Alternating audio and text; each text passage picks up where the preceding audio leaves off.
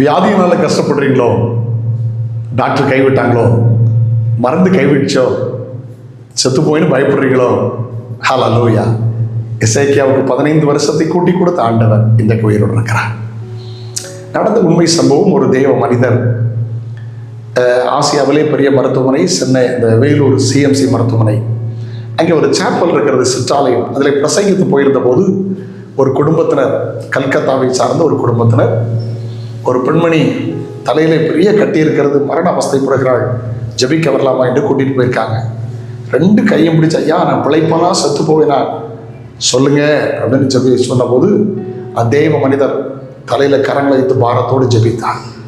ஜெபித்து முடிச்சுட்டு சொன்னார், நாளைக்கு நான் சிற்றாலயம் வருவேன், நாளைக்கு உங்களை ஆலயத்தில் பார்ப்பேன் என்று சொல்லி போய்விட்டார்.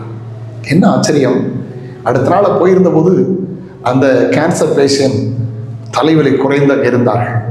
டாக்டர்கள் பரிசோதனை செய்த போது அவளுக்கு அந்த சிம்டம்ஸே இல்லை, தலையில் அந்த கட்டியே இல்லை என்று கண்டுபிடித்தார்கள்.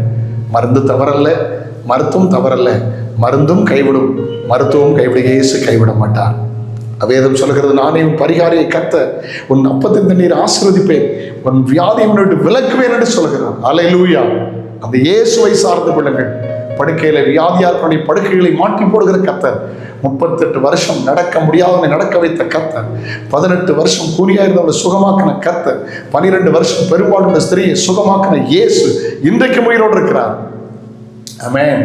தீர்க்காயுசை அவர் தருவார்.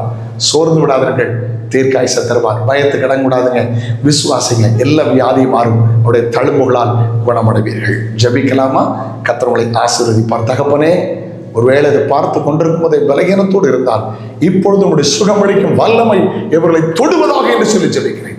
பிள்ளைகளை ஆசீர்வதியும் இயேசுவின் நாமத்தில் ஜெபங்கள் பிதாவே, ஆமென். நாளை உங்களை சந்திக்கிறேன்.